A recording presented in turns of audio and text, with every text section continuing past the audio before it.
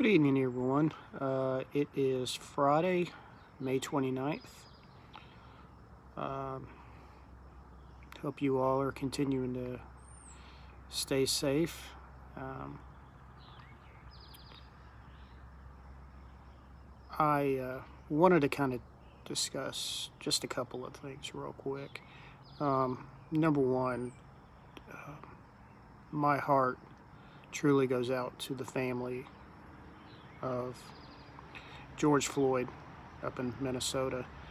I'm sure, as you probably all have seen, the pretty detailed video where he was basically more or less choked to death, with a leg instead of actual hands. But it was just very tragic to see and unnecessary. Um, so my thoughts, my hearts and prayers. Sorry, that's the air conditioner kicking in. My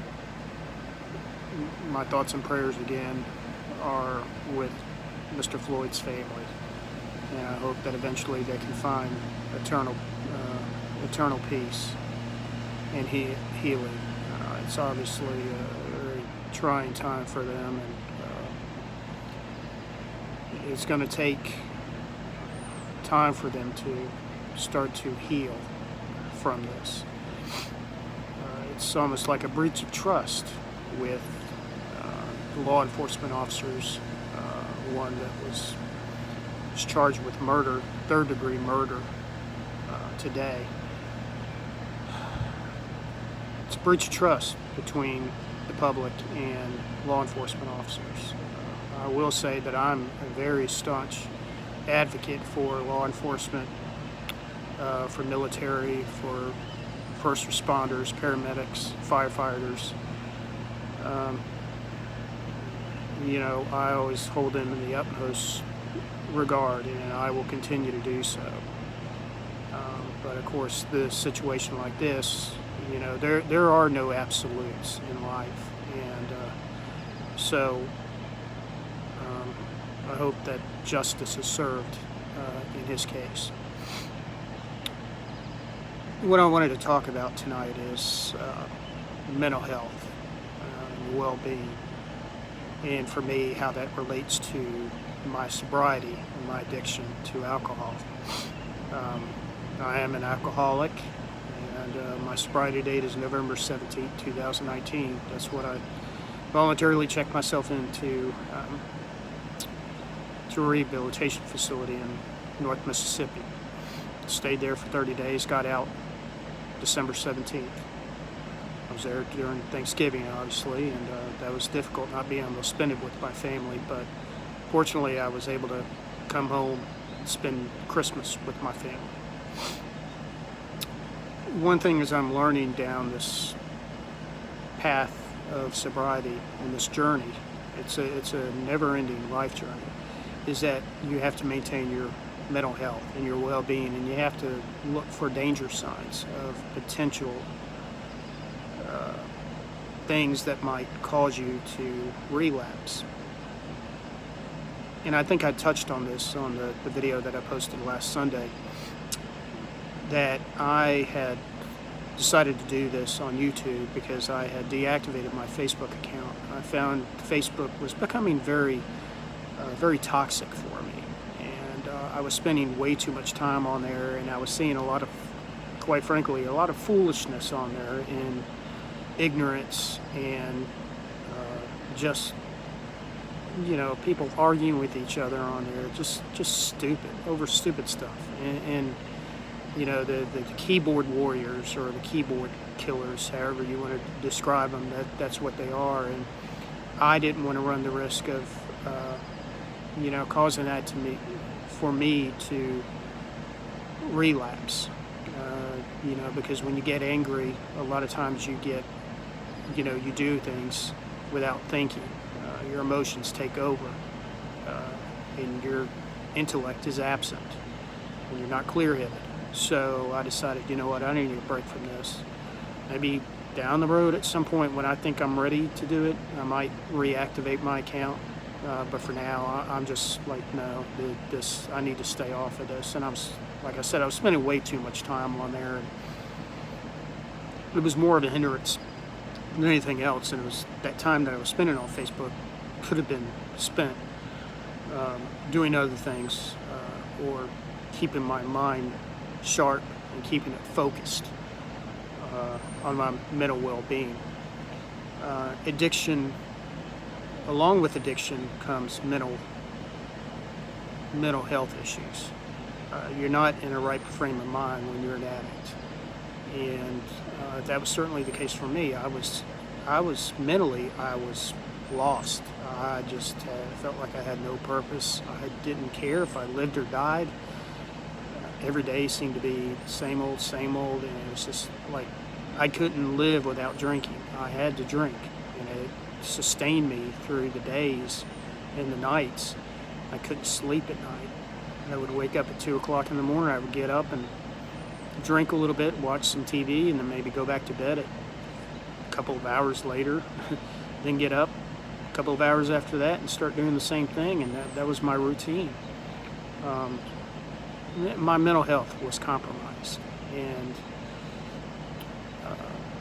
I was killing myself. And so I learned through rehab about maintaining your mental health and to kind of watch out for signs that, may cause you, disturbing signs that may cause you to possibly relapse.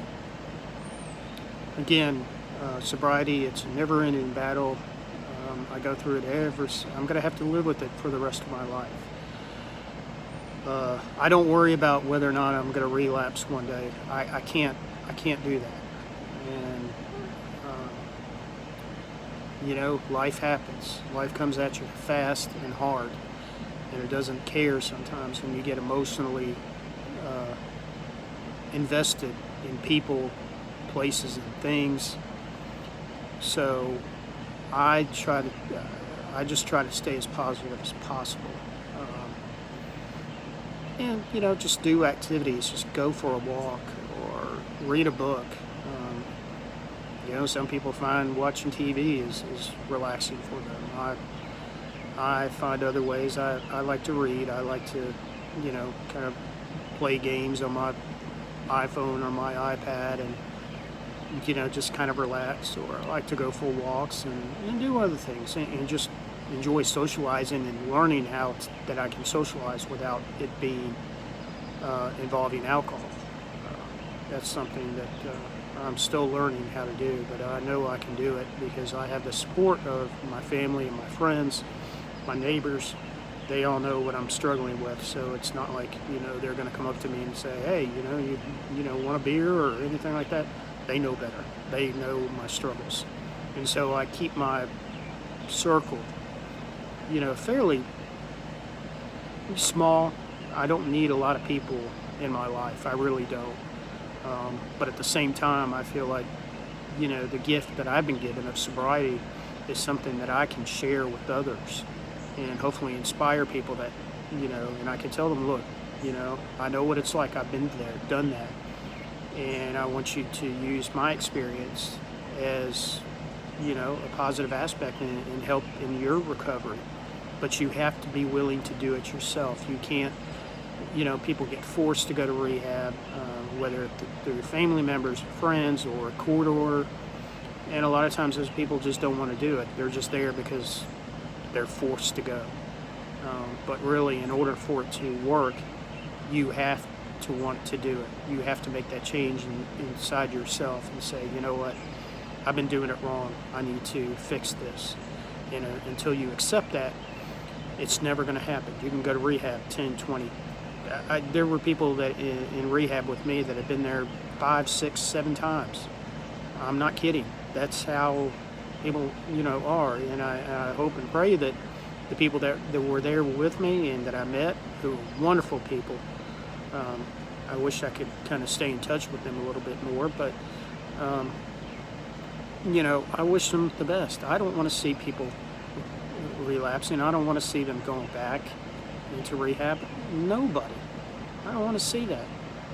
So again, it is important for me to just kind of share my stories and, you know, uh, hopefully be an inspiration to others moving forward. Anyways, with that being said, it's about 7:30 or so. I'm getting hungry. I'm a late eater as far as dinner goes. I usually don't eat until about 8 o'clock. My dad still doesn't understand why, but that's just the way I'm programmed. But anyway, I hope you guys have a wonderful weekend. Oh, another note, June 1st will be my 5-year anniversary with my current employer, and they have been wonderful. These past 5 years have been, it's been a mentally, it's been a mental roller coaster for me, trying to get adjusted, and, it's a learning process. But I tell you what, it was the best decision that I ever made one of the best decisions I made to accept that job offer back in May of 2015. I started June 1st, 2015. So I'm excited about that. Man, I'm getting old. But aren't we all, I guess? So y'all take care. Have a great weekend. Be safe. God bless you all. And I love you all. Take care.